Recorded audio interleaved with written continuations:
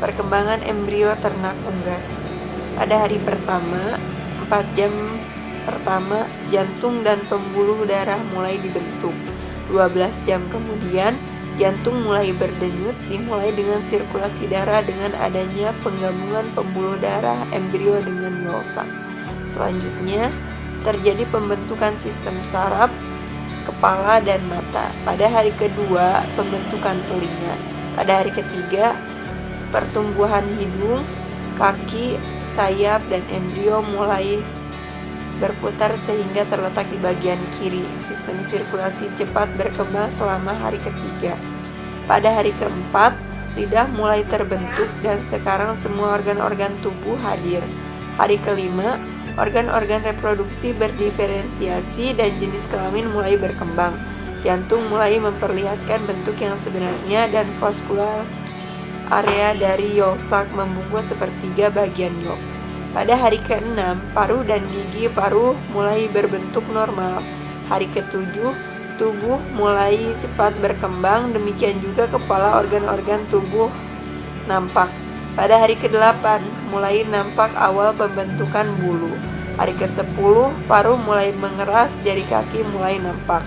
Pada hari ke-11, dinding abdomen nampak dan usus dapat terlihat di dalam yolk. Pada hari ke-13, kerangka mulai mengeras dan organ-organ tertentu berdiferensiasi hanya untuk pertumbuhan akhir. Pada hari ke-14, embrio berputar secara paralel dengan sumbu memanjang telur dan kepala secara normal mengarah kepada bagian tumpul dari telur atau rongga udara telur. Hari ke-17, kepala berputar dan paru berada di bawah sayap dan menghadap pada bagian terbawah dari air sel yang telah membesar. Pada hari ke-19, yolk mulai masuk ke dalam rongga tubuh dan anak ayam menempati posisi yang diperlukan untuk melubangi kerabang atau piping. Pada hari ke-20, yolk semuanya sudah masuk ke dalam tubuh. Embrio telah memenuhi seluruh isi telur, kecuali rongga udara. Selanjutnya, paru anak ayam menembus inner cell membran dan masuk ke dalam air sel. Secara perlahan, anak ayam menghirup udara dan pernapasan pulmonari mulai terjadi. Pada hari ke-21, setelah piping terjadi, anak ayam istirahat untuk beberapa jam, kemudian selanjutnya memotong jalur melingkar dari telur dengan arah berlawanan dengan perputaran jarum jam. Lubang normalnya dekat dengan lapisan tumpul telur. Di saat kerabang pecah sampai anak ayam nampak membebaskan diri, kurang lebih 10-20 jam.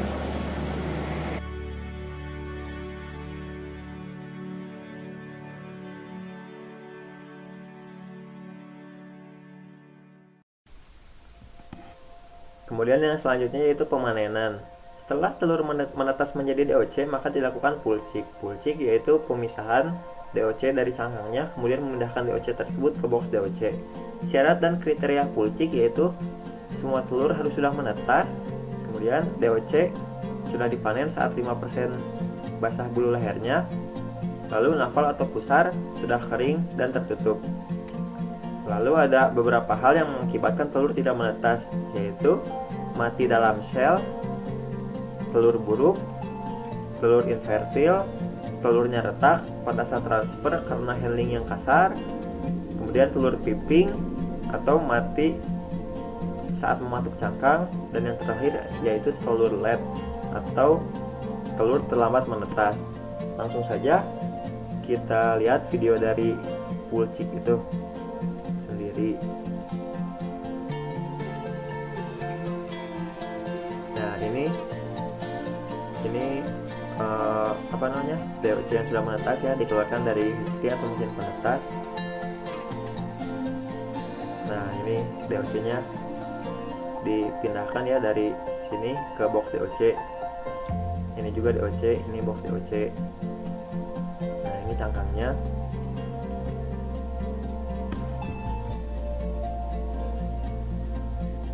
Nah, ini proses pulcik kurang lebihnya seperti ini.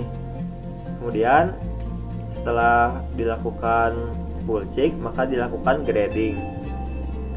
DOC yang baik akan memiliki kriteria seperti tubuhnya kering, matanya terlihat bulat dan bersinar, perutnya tidak buncit, tidak memiliki red hawk pada kaki, kemudian terlihat aktif dan waspada, dan tidak memiliki kelainan bentuk, misalnya paruhnya bengkok atau kakinya bengkok. Nah, kurang lebih seperti ini ya proses gradingnya, per box ya gradingnya sesuai kualitas. Kemudian dihitung beratnya. Nah, kurang lebihnya kayak gitu untuk gradingnya. Kemudian setelah didapat berat, maka bisa digolongkan ke grade mana, adalah grade AA, grade A, B, dan juga C.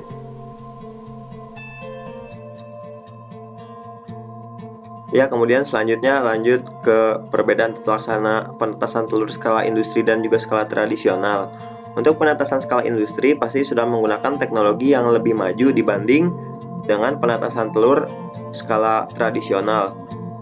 Contohnya saja, untuk penetasan telur skala industri itu telurnya diputar dalam periode waktu tertentu gitu, sedangkan setelah saya baca di sumber lain, yang tradisional itu diputar hanya 1 hari sekali gitu. Itu dari sumber yang saya baca ya, koreksi jika salah karena saya juga masih belajar. Kemudian untuk di skala industri itu untuk kelembabannya bisa diatur gitu menjadi sekian, sedangkan untuk skala tradisional tidak bisa dipastikan atau tidak jelas ketentuannya. Kemudian suhu untuk pemanasannya juga jelas, misalnya sekian derajat Fahrenheit. Untuk skala industri yang saya baca di sini adalah 98 sampai 100 derajat Fahrenheit, sedangkan untuk yang tradisional seperti tidak ada ketentuannya gitu.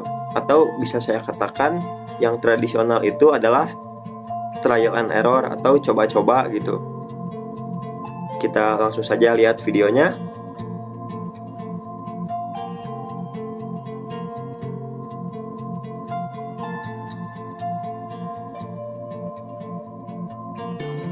Nah, jadi telur akan dierami ya, atau dipanasin selama 18 hari dengan suhu yang sudah jelas, misalnya 98 sampai 100 derajat Fahrenheit. Kemudian kemiringannya juga 45 derajat, yang lancipnya di bawah, yang tumpulnya di atas. Kemudian setiap 1 jam akan diputar dengan tujuan agar panasnya merata gitu. Sedangkan kan kalau yang di tradisional itu ya diputarnya dari sumber yang saya tonton atau saya baca itu hanya 1 hari sekali gitu. Nah, kayak gini ya, diputar. Dan skala industri juga pasti ya udah full otomatis gitu, kayak gitu. Setelah 18 hari kemudian telur akan di-candling, kemudian dipindahkan ke mesin penetas atau ke hatchery gitu. Nah, waktu di-candling ini dilihatin dulu ya yang siap menetas atau yang infertil bakal dipisahkan. Sedangkan kan kalau skala tradisional kita saya tonton hanya membolak-balikan dalam 1 hari sekali misalnya, kemudian ditunggu dalam waktu 20 sampai 23 hari sampai semenetasnya. Bahkan setelah saya tonton ada pula yang gagal gitu, alias tidak semuanya menetas kayak gitu. Untuk perbedaan tata laksana skala industri dan juga skala tradisional. Ya, kemudian setelah tadi perbedaan tata laksana penetasan skala industri dan juga skala tradisional, maka sekarang ada beberapa keunggulan yang didapat dari penetasan skala industri, alias yang menggunakan teknologi yang canggih atau lebih maju gitu atau modern. Di antaranya yaitu tingkat keberhasilan telur menetas yaitu sekitar 80-90%.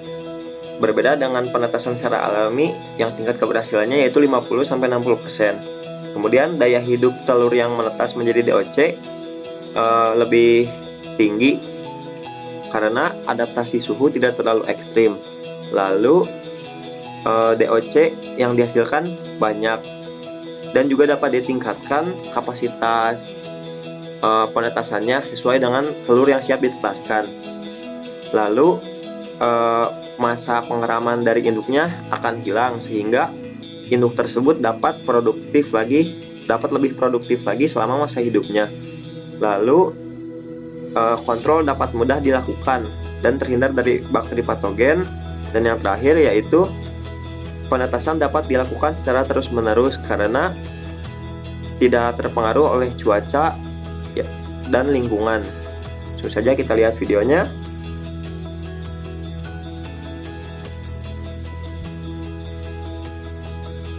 Nah, kurang lebih seperti ini. Ini tadi telur yang sudah diinkubasi atau dipanasin, kemudian dimasukin ke mesin hatcher. Ya, mesinnya juga kan ya disimpan di dalam ruang khusus gitu. Dan di dalam mesin juga terdapat kontrol pemanasnya ya, mau berapa derajat Celcius atau Fahrenheit, dan juga untuk pelembapannya bisa diatur gitu. Ini untuk kelebihannya ya. Untuk kekurangannya saya tidak menemukan di internet atau di sumber manapun, saya belum menemukan kekurangannya. Dan saya pikir juga mungkin karena ini udah skala industri ya, udah besar gitu, jadi kayaknya ini udah paling baik gitu. Bukan paling baik sih, maksudnya ya udah paling efektif itu udah kayak gini sih kayaknya. Mungkin cukup sekian dari saya.